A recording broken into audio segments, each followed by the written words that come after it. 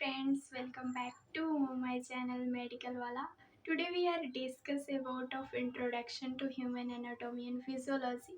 जैसा कि मैंने आपको पहले ही बताया था कि मैंने सिलेबस कवर कर दिया है कि कौन कौन से टॉपिक्स हैं। आपकी पहली क्लास है और अब हम अपनी टॉपिक्स पे चलते हैं। देखो, कभी भी जब हम कोई भी टॉपिक पढ़ते हैं ना, तो पहले हम उसके परिचय के बारे में पढ़ते हैं कि हम उस पॉइंट। मैंने पहले भी बताया था कि आपको जो एनाटॉमी है यानी एनाटॉमी उसके स्ट्रक्चर्स की बात कर रहा है, और फिजियोलॉजिकल जो होता है यानी फिजियोलॉजी का मतलब ये होता है कि उसके आंतरिक चीज़ों की यानी इंटरनल पार्ट को बताता है ना।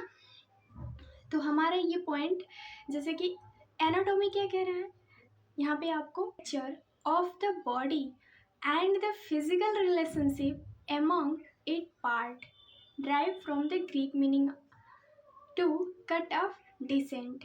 जैसा कि इसमें ये पूरा प्रोसेस मैंने आपको बताया कि एनाटॉमी क्या है। एनाटॉमी का मतलब ये होता है कि हम उसके स्ट्रक्चर्स के बारे में बात कर रहे हैं, है ना। जब हम उसके स्ट्रक्चर्स के बारे में बात करते हैं तो हम क्या करते हैं, gross anatomy structure visible to naked eyes.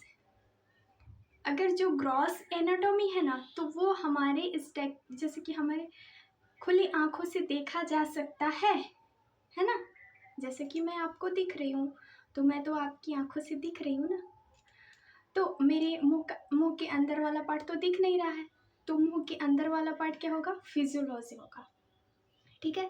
अब देखो, माइक्रोस्कोपिक एनाटॉमी होता है structures required to the microscopy, histology, tissue, cytology, cells, tissue, cytology and cells, इन सभी के बारे में हम एनाटॉमी में पढ़ते हैं। ठीक है। नेक्स्ट हमारा ये है कि फिजियोलॉजी क्या कहता है। Physiology the study of function of the body, यानी कि हमारी बॉडी के अंदर जितने भी फंक्शंस होते हैं उसी का हम अध्ययन करते हैं फिजियोलॉजी के अंदर। ठीक है। तो how the part work and carry out their life sustaining activities. अब देन हमारे बॉडी के अंदर भी ऐसे प्रोसेस चलते हैं, जैसे कि कुछ सस्टेनिंग एक्टिविटीज होती हैं। स्कोप क्या है इसका, स्कोप ये है कि the scope range from the molecular cellular level in the entire organism focused on the structure, how structures changes affect function outcome and vital concept of understanding drugs action। जैसे कि level of organisation, level of organisation क्या कहता है, हमारा जो second point आता है friends वो है लेवल ऑफ ऑर्गेनाइजेशन। जैसे कि the body is organised in a hierarchical fashion increasing in complexity। जैसे कि हम सभी सजीव एनिमल हैं, यानी कि सजीव जीव हैं, तो हम लोग एक ऑर्गेनिजम्स हैं। और हमारे केमिकल लेवल की बात करें तो एटम्स में आपकी कार्बन हाइड्रोजन है ना, कार्बन और हाइड्रोजन जैसे कि यहाँ पे कंबाइन टू फॉर्म मॉलिक्यूल्स। जैसे कंबाइन टू फॉर्म मॉलिक्यूल्स में कौन से मॉलिक्यूल्स फॉर्म होते हैं, तो डीएनए है, आरएनए है ना। तो डीएनए और आरएनए इसमें मॉलिक्यूल फॉर्म होते हैं। सेलुलर लेवल्स की बात करें यानी सेलुलर लेवल, तो सेलुलर लेवल क्या है, जैसे कि आप molecules combine to form cell, the basic structural and functional unit of life। tissues क्या है, tissues group of similar cell and extracellular material and perform ये common function। जैसे कि हमारी सेल, पहले सेल बनती है, फिर सेल से क्या बनता है, टिश्यूज बनता है, टिश्यूज से ऑर्गन लेवल बनता है यानी ऑर्गन, फिर उसके बाद सिस्टम बनेगा, फिर ऑर्गेनिज्म बनेगा, है ना, ऑर्गन सिस्टम, फिर उसके बाद ऑर्गेनिज्म का फॉर्मेशन हो जाएगा। तो हम टिश्यूज लेवल में देखते हैं कि एपिथियल बनता है, कनेक्टिव टिश्यूज बनता है, मॉलिकुलर टिश्यूज बनता है, नर्वस टिश्यूज बनता है। ठीक है। तो ये अलग अलग प्रकार के हमारे 4 प्रकार के टिश्यूज हमारी बॉडी में पाए जाते हैं। ठीक है। फिर उसके बाद नेक्स्ट ऑप्शन आता है आपका ऑर्गन। ठीक है। ऑर्गन क्या है, ऑर्गन लेवल ये कहता है कि organ level difference type of tissues jointed together to perform specific function, जैसे कि स्टोमच हो गया, हार्ट हो गया, ये सब क्या है, एक ऑर्गन लेवल है। Then next system level. System level क्या है, ऑर्गन, और जो ऑर्गन्स होती हैं, organ working together to achieve ये कॉमन पर्पस। एग्जाम्पल में क्या होगा, डाइजेस्टिव सिस्टम, दैट्स इज अगर ऑर्गन सिस्टम की बात कर रहा है ना, तो organ circulatory system, digestive system, ये जो सभी को हम ऑर्गन सिस्टम कहते हैं, ठीक है। नेक्स्ट हमारा है ऑर्गेनिज्मल लेवल, यानी the sum total of all structure level working together to maintain life. अब देखो, पहले सेल बनेगा, सेल से क्या बनेगा, टिश्यूज बनेगा, टिश्यूज से ऑर्गन बनेगा, फिर ऑर्गन सिस्टम बनेगा, फिर उसके बाद क्या बनेगा, एक जीव का पूरा बॉडी फॉर्मेशन हो जाएगा, यानी कि ऑर्गेनिजम्स का निर्माण हो जाएगा। नेक्स्ट है हमारा, जैसे देखो यहाँ पे फिगर में मैं आपको बता दूँ, जैसे देखो कभी भी जब किसी भी जीव का निर्माण होता है तो सबसे पहले डायरेक्ट तो बनता नहीं है, प्रोकैरियोटिक जीव को प्रिमिटिव सेल्स माना जाता है ना। और प्रिमिटिव सेल्स इसलिए माना जाता है, जैसे कि आपका आर्कीबैक्टीरिया हो गया, और नील हरी शैवाल हो गया, ब्लू ग्रीन एल्गी, जो ब्लू ग्रीन एल्गी हैं उसे प्रिमिटिव सेल्स माना जाता है। प्रिमिटिव सेल्स इसलिए क्योंकि वो प्रोकैरियोटिक सेल्स होते हैं, इसलिए हर प्रिमिटिव जो फर्स्ट सेल्स हो उसे प्रोकैरियोटिक सेल्स कहेंगे। दैट पहले इस पृथ्वी पे क्या आया था, तो आया होगा, अगर बेस टू आया होगा के बारे में बात करें, क्योंकि ऐसा तो कोई अनुमान लगाना ही हमारा सही है, क्योंकि किसी को तो एग्जैक्ट पता नहीं है, हर वैज्ञानिकों ने अनुमान लगाया, लेकिन कुछ वैज्ञानिकों ने ये सिद्ध किया कि इसमें सबसे पहले क्या होगा, अनुमान लगाया था पृथ्वी पे एटम आया था, ठीक है। एटम तो एटम की बात करें तो पहले अगर आया एटम, फिर उसके बाद इसकी मॉलिक्यूल्स बनता है, एटम से क्या बना, मॉलिक्यूल बना, फिर मॉलिक्यूल से माइक्रो मॉलिक्यूल बना, क्या बना, माइक्रो मॉलिक्यूल बना, फिर उसके बाद ऑर्गेनेल्स बने, क्या बने, ऑर्गेनेल्स बने, ऑर्गेनेल से क्या बना, ऑर्गेनेल से बना सेल, ऑर्गेनेल से क्या बना, सेल बना, सेल बनता है, सेल से बनता है टिश्यूज, टिश्यूज से बनता है ऑर्गन, ऑर्गन से बनता है ऑर्गन सिस्टम, और ऑर्गन सिस्टम से क्या बनता है, एक जीव बन जाता है, यानी कि एक प्राणी बन जाता है। बेसिक लाइफ प्रोसेस, ठीक है। तो ये हमारा बेसिक लाइफ प्रोसेस क्या कहता है, तो बात करें to be considered alive the human body must perform these essential process. So होम्स हमारी बॉडी में होनी चाहिए जो हम जीवित रह सकें, है ना।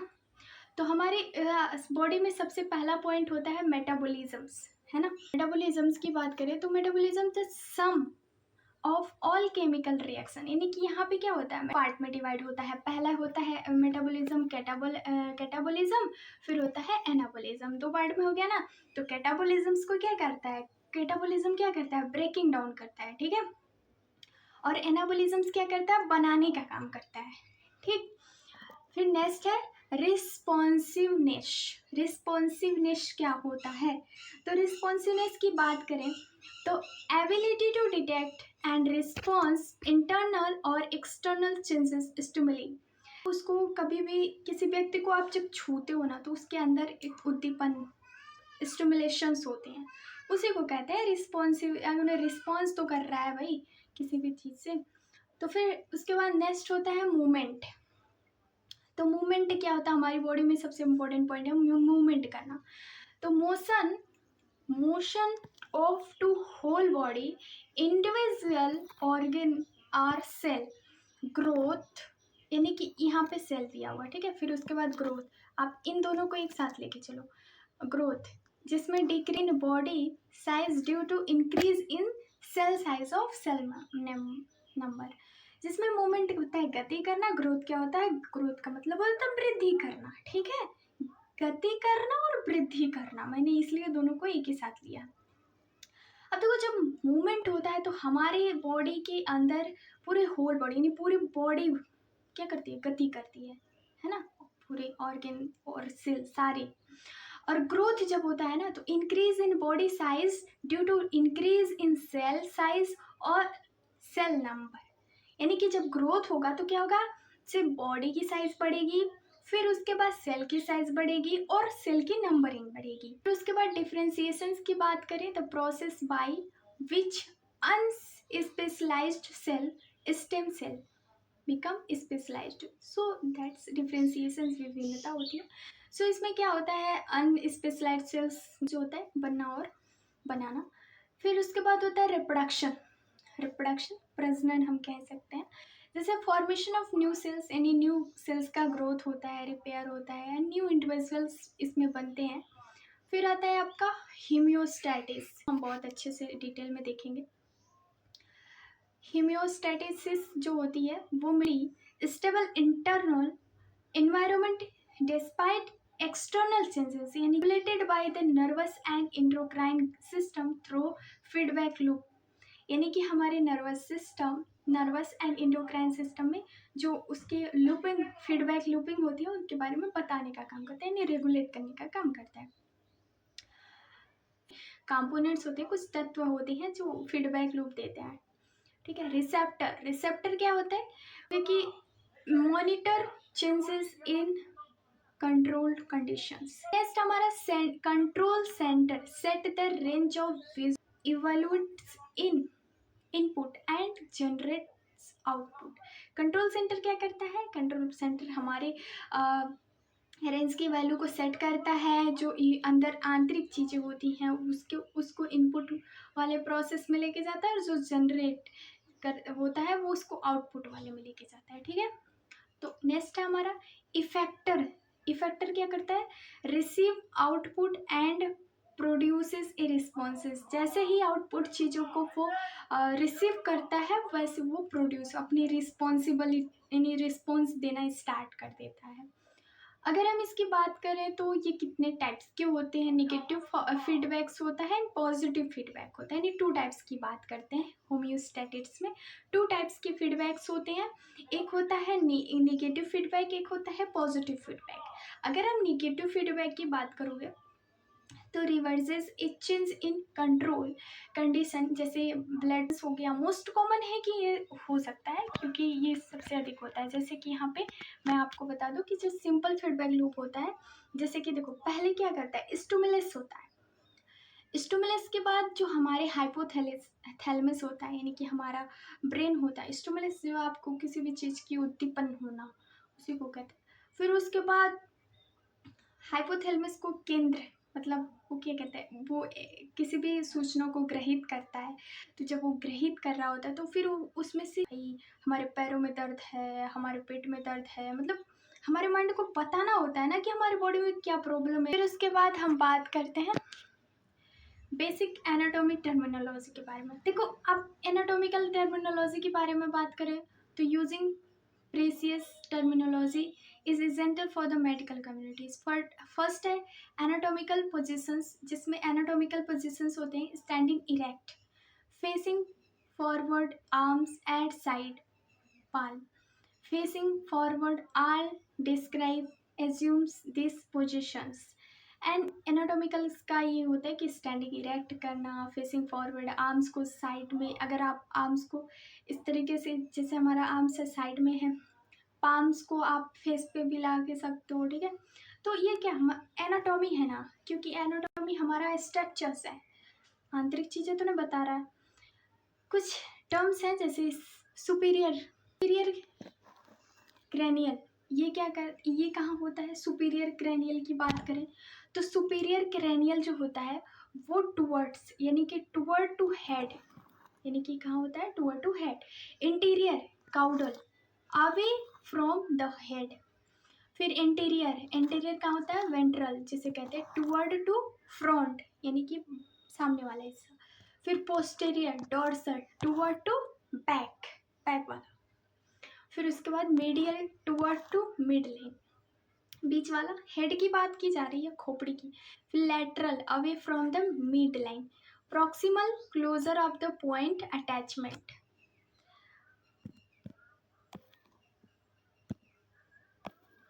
अब देखो यहाँ पे जैसे बॉडी प्लान क्या करता है, sagittal divides body into left and right. फिर frontal coronal divide body into front anterior and posterior. यानी एंटीरियर को क्या कहोगे, एंटीरियर को आगे वाले पार्ट कहोगे, जहाँ पे भी आपको एंटीरियर वर्ड्स दिखे ना वो आगे वाला पार्ट्स कह रहा है। पोस्टीरियर जो होगा वो बैक वाला पार्ट्स होगा। अगर वो ही ट्रांसवर्स होगा, ठीक है, ट्रांसवर्स होगा तो हॉरिजेंटल पार्ट होगा। तो ये की वर्ड्स है जो बहुत इंपॉर्टेंट पॉइंट है हमारे एग्जाम के, ये याद नहीं होते पर याद करना पड़ेगा, ठीक है। क्योंकि ये अगर आप पे एक पॉइंट अगर ट्रांसवर्स लिखा हुआ है या फिर हॉरिजॉन्टल लिखा हुआ है तो आप transfer divides body into top कह सकते हो। सुपीरियर जो होता है एक बॉटम इंफीरियर होता है, ठीक है।